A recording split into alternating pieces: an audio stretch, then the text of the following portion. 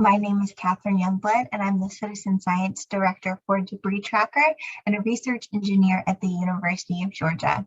I'm happy to be here today to talk with you all about using citizen science to collect data in the Ohio River Basin as part of our Ohio River Earth to Oceans initiative. So to get started, a little bit of context. This is work developed by Dr. Jonah Jambeck, the leader of our research group at the University of Georgia. In 2015, she published an estimate that there were 8 million metric tons of plastic waste going into the ocean every year. But many of those sources of how that plastic was entering the ocean was still not fully explored and understood. And that brings us to the Debris Tracker app, which was also developed by Dr. Jonah Jambeck and Dr. Kyle Johnson at the University of Georgia in partnership with the NOAA Marine Debris Program. Debris Tracker is a free citizen science app used to collect geospatial data on plastic pollution. And this year, from Earth to Oceans, from Earth Day on April 22nd to World Oceans Day on June 8th, we're asking you to get involved with collecting data using Debris Tracker along the Ohio River. Today, Debris Tracker's database is over 5 million items in over 90 different countries around the world, a really incredible global picture of plastic pollution data. This is just the data that was collected in 2021. We're really a growing and expanded community, and we're excited to have you all be a part of it. So what I wanted to do first was just walk you through how the app works so that you can see it in action. So this is what the home screen looks like on the main page. After you've logged in, the first time you open the app, you will need to create an account using an email address. And you'll see here an option when you scroll down to select an organization. So when you click select an organization, the list you're going to look for this Ohio River project is called the U.S. Rivers or United States Rivers list. I put the little icon over here to the left. You can see that top trackers page will populate as we have more participants and as people start recording data. Once you select the list, you'll click continue, and then it will open up that list of different items. You can collapse all to look at the categories and scroll through quickly. You'll see there's a pretty wide variety of items. I definitely recommend scrolling through these before you actually go out in the field to collect data, so you're familiar with what's in the list. You'll see you can plus or minus. So if, for example, you see 3 bottles in one area, you can just record those 3 bottles. Every time you click add, you're creating a geospatial data point of the data that's in that area. So of what litter is right there in that point at that point in space and time. You can also click on this number icon to type in a number. For example, if you have 70 cigarette butts in one area and don't want to type in all of that. If you click the item icon, it will open up this description box, and there we're asking folks to record the brand of items. This is really important data to know who we need to be bringing to the table to talk about this conversation of plastic pollution in the Ohio River Valley.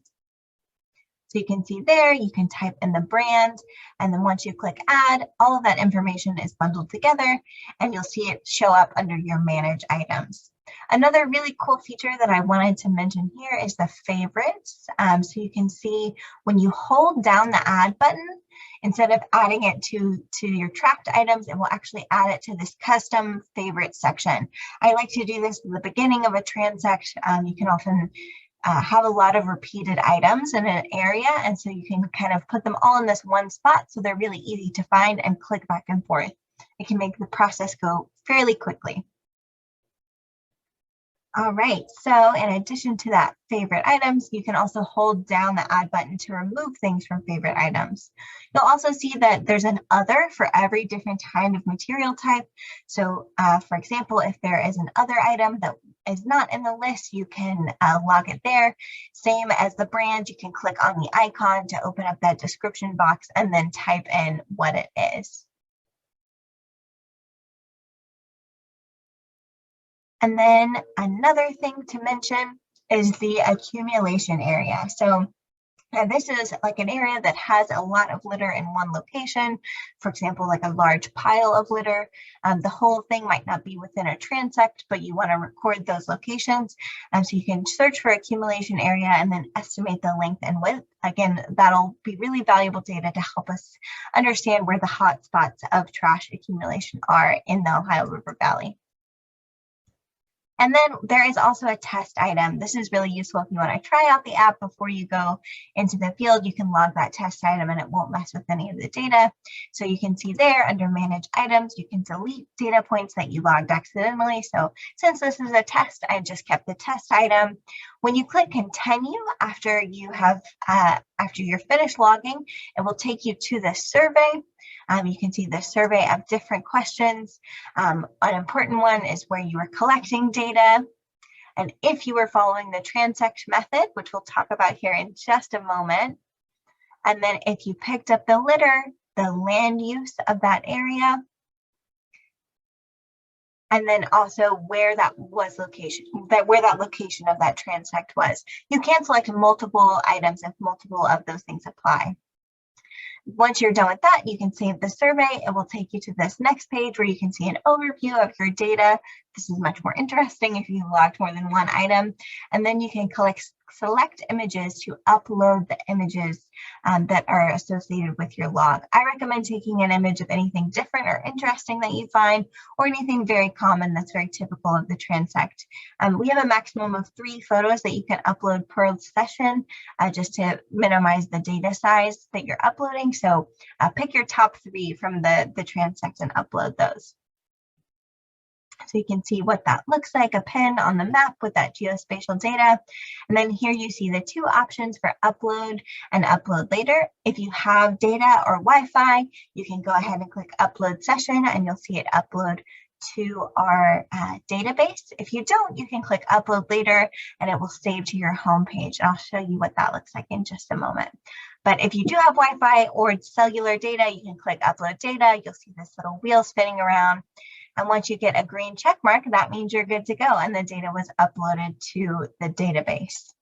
So you can see here at the front, if you did choose to upload later, you'll see that under this little cloud, and all you have to do is go into this cloud and click upload, and the same thing, you'll get a check mark when that process is done. That's a very quick overview of how to use the app, but a couple quick things to mention there as well.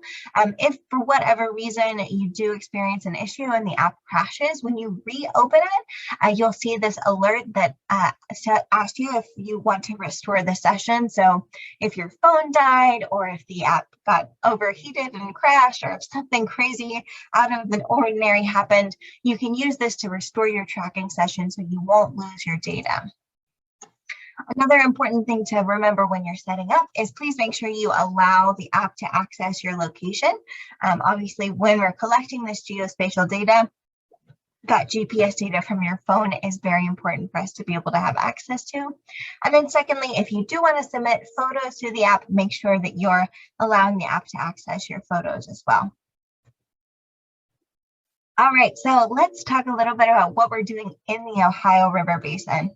So we are hoping that citizen scientists will use the Bree Tracker to collect data along the entire basin from Earth to oceans, from Earth Day to World Oceans Day. But we do have 4 priority areas that we're focusing on. Those are Stark County, Ohio, Cincinnati, Ohio, Louisville, Kentucky, and Cairo, Illinois, which is where the Ohio runs into the Mississippi River. If you happen to be in one of those 4 priority sites, we do have sampling maps that we've developed for those cities. So these use a stratified random sampling method to identify sites and allow us to get a good variety of locations around the cities. They're all within a few kilometers of the river. However, they're stratified so that they're throughout the city in different parts of town. There, you'll notice they're all not right on the riverbanks, and that's because we're trying to get an idea of what's happening in the community upstream and not just directly along the riverbank itself. So you can see these little orange sites within these. Those are 200 by 200 meter squares. And those are the areas we're asking people to travel to start their transect. So you can pick any square and travel to it to start a transect.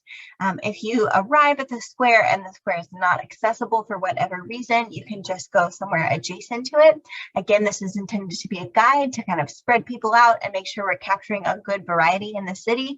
It's not the end all be all. So you are allowed to track outside of these squares, but it is amazing if we can get this data captured in these priority sampling areas. So once you actually arrive in the square, find a 1 meter wide, which is about 3 feet or about the distance from your outstretched fingertips to the center of your chest. Find a pathway where litter often accumulates. So this could be along a roadside, along a sidewalk or a pathway, along a fence line, the back of a parking lot. There are lots of options where litter typically accumulates. So find a pathway and then estimate about 1 meter, and then follow that pathway for about 20 minutes. Even if the pathway bends, you can bend as well and follow the pathway in that direction. And at the end, you'll see it should look something like this. This is the final screen, so you can see all the little pins in a row of litter that were found along that transect and the breakdown of how much litter was located there. Alrighty, and then once you've uploaded that data, it becomes part of our global open database where you can see this data on debristracker.org/data. I'll make sure I include that link as well as the links to those sampling maps in the description box. But once you've uploaded the data from the app, you can access it on our website. You can access your own data as well as data from other citizen scientists, both in the Ohio River Basin and around the world. And here's a few quick tips to think about when tracking litter. So do remember that if you're touching trash, to wear gloves and avoid dangerous pieces of trash. Also make sure you're following all health and safety requirements that exist locally. I will stop it there, but here is our Facebook and Twitter handle. We're at Debris Tracker. You can follow us there for more updates and reach out to us anytime. And you can also reach out to us via email at debristracker101@gmail.com. So thank you all for taking the time to listen to this training and to get a little bit more insight on what we're doing along the Ohio River. We hope you'll all join us and be able to go out and collect transect data with Debris Tracker in your neighborhood.